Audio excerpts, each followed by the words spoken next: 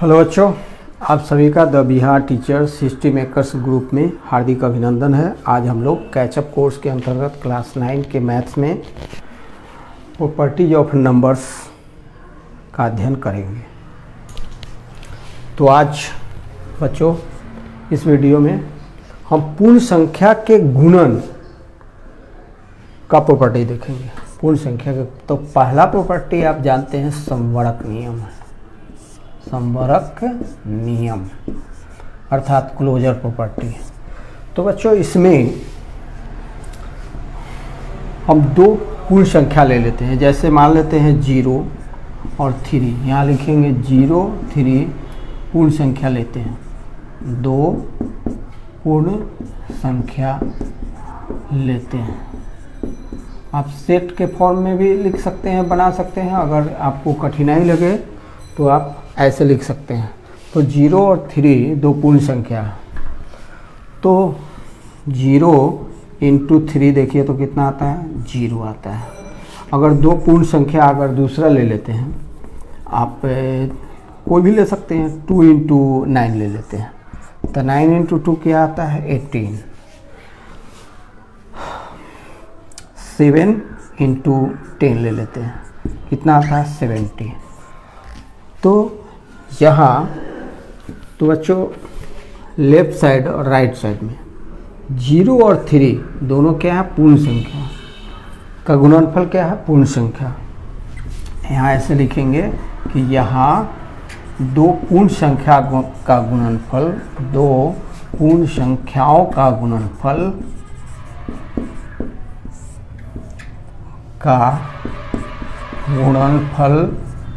अर्थात प्रोडक्ट एक पूर्ण संख्या मिलता है, एक पूर्ण संख्या प्राप्त होता है। पूर्ण संख्या प्राप्त होता है, पूर्ण संख्या प्राप्त होता है। अतः पूर्ण संख्या का गुणन समवर्क नियम का पालन करता है। अतः पूर्ण संख्या का गुणन समवर्क नियम का पालन करता है। समवर्क नियम का पालन करता है, ऐसा। अब बच्चों तो आपने समझा कि यदि दो पूर्ण संख्या का गुणनफल पूर्ण संख्या हो तो इसी को कहते हैं कि समवर्क नियम का पालन होता है। दूसरा नियम है क्रम विनिमय नियम। इसका इंग्लिश होता है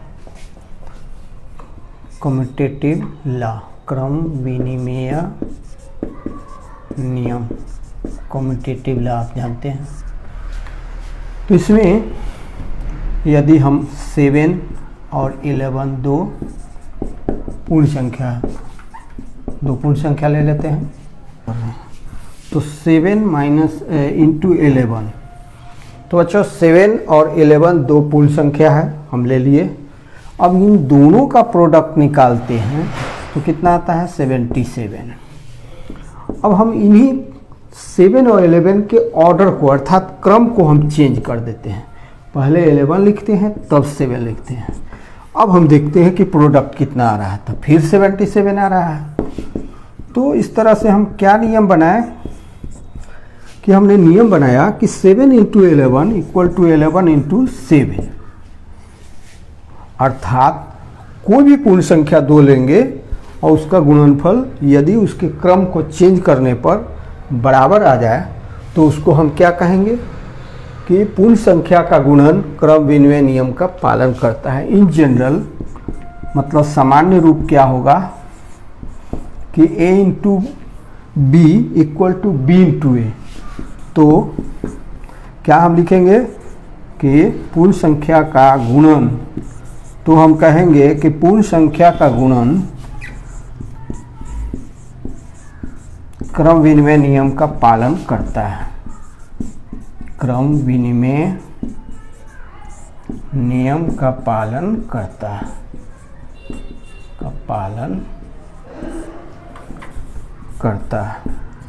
क्रम विनिमय नियम का पालन करता है। अब हम अब हम लोग तीसरे गुण को देखते हैं। तीसरा गुण है साहचर्य नियम। साहचर्य नियम, तो यदि 0, 5, 7 तीन पूर्ण संख्या है, पूर्ण संख्याएं हैं, तीन पूर्ण संख्या है।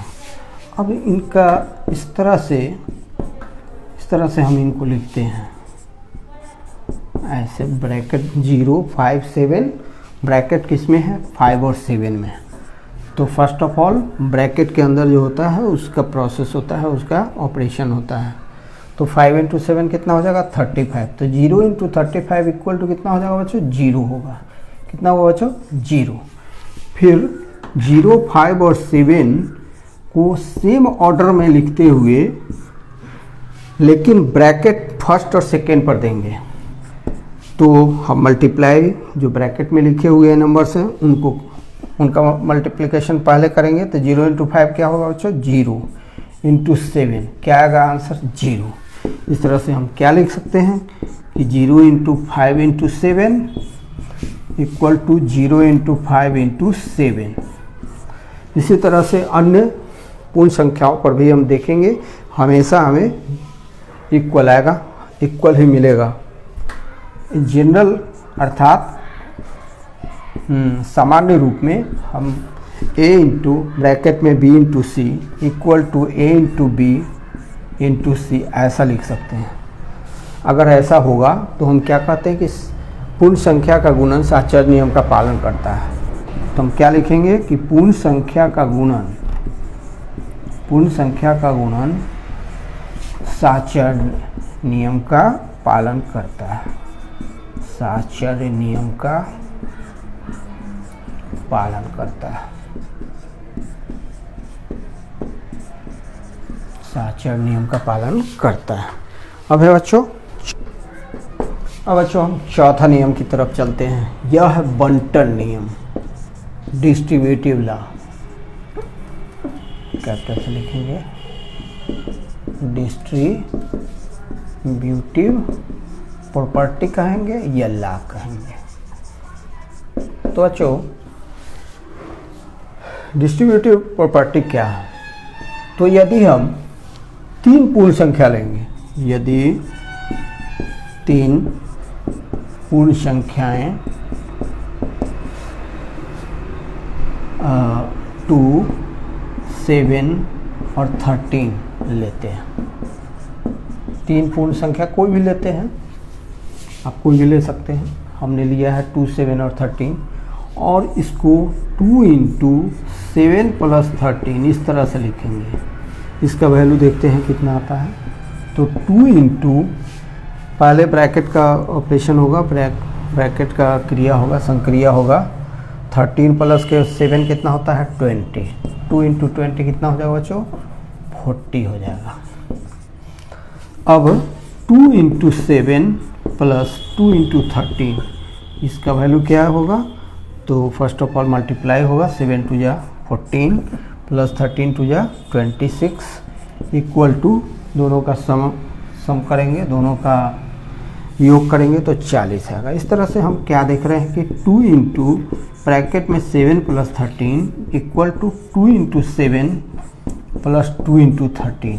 तो बच्चों इसको जनरल में कोई भी संख्या 3 लेंगे पूर्ण संख्या, और इस तरह से हम देखेंगे, इस तरह से बैठा करें, इस तरह से, जिसको जनरल में ऐसे लिखते हैं a × b + c, या सामान्य रूप में ऐसे लिखते हैं a × b + c equal to a × b + a × c। तो यदि कोई भी तीन पूर्ण संख्या लेकर हम इस तरह से उन्हें बैठाएं और वैल्यू LHS RHS बराबर आ जाए, तो हम लोग क्या कहेंगे कि पूर्ण संख्या का गुणन बंटन नियम का पालन करता है। बंटन नियम को यहाँ क्या कह रहे हैं हम, मल्टीप्लिकेशन ओवर एडिशन कहते हैं, distributive law of multiplication over addition, distributive law of multiplication over addition. इसको याद रखना आसान है, पहले मल्टीप्लाई और उसके बाद हम बाएं से दाएं की तरफ जाते हैं, तब मल्टीप्लिकेशन, तब एडिशन आता है। तो हम इसको याद रखेंगे आसानी से, distributive law of multiplication over addition. हाँ, तो बंटन नियम पूर्ण संख्या के गुणन का पालन करता है। या इसको ऐसे लिखेंगे बच्चों कि पूर्ण संख्या का गुणन, पूर्ण संख्या का गुणन बंटन नियम का पालन करता है, बंटन नियम का पालन करता है।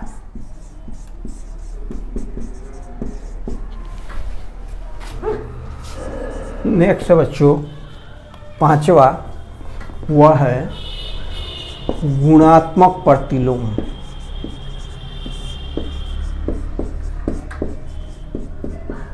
इसको हम मल्टीप्लिकेटिव इन्वर्स कहते हैं, मल्टीप्लिकेटिव इन्वर्स। तो बच्चों 3 कोई होल नंबर ले लेते हैं, तो दो नंबर का, दो होल नंबर्स का या कोई भी दो नंबर्स का मल्टीप्लाई किया जाए, मतलब प्रोडक्ट निकाला जाए और एक आ जाए, तो एक दूसरे का गुणात्मक प्रतिलोम कहलाते हैं। 3 का गुणात्मक प्रतिलोम क्या होता है? क्या होता है बच्चों? 1/3। क्यों? क्योंकि दोनों का प्रोडक्ट एक है, होता है, क्योंकि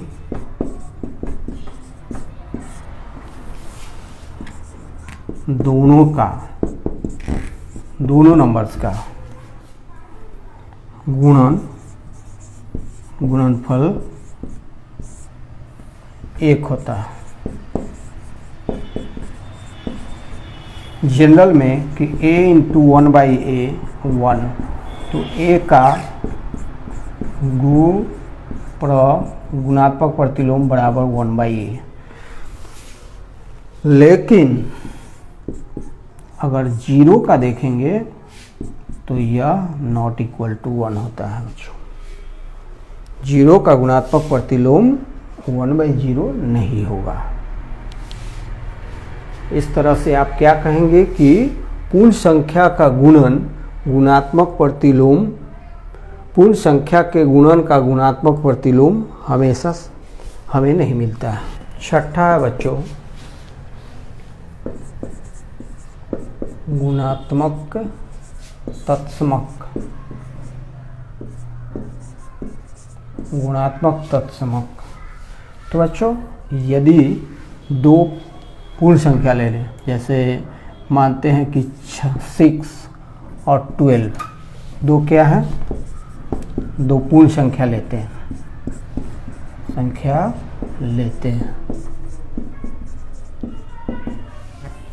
अब 6 इंटू 1 से मल्टीप्लाई करिए तो 6 में क्या आता है? 6 ही आता है। फिर 12 में 1 से मल्टीप्लाई कीजिए, कितना आता है? 12। इसी तरह से 0 में 1 से मल्टीप्लाई कीजिए तो 0 ही आता है। इस तरह से 1 एक ऐसी संख्या है जिससे किसी भी पूर्ण संख्या में गुणा करेंगे तो हमेशा ही वही संख्या आपको मिलेगी। तो 1 को हम क्या कहते हैं? गुणात्मक तत्समक। तो 1 ऐसी संख्या है जिसे किसी भी 1 ऐसी संख्या है, एक ऐसी संख्या है जिसे किसी भी पूर्ण संख्या में गुणा करेंगे या गुणा करने पर गुणनफल वही संख्या प्राप्त होता है। क्या मिलता है? वही संख्या मिलता है या प्राप्त होता है। इसलिए 1 को क्या कहते हैं हम? गुणात्मक तत्समक अर्थात मल्टीप्लिकेटिव आइडेंटिटी कहते हैं।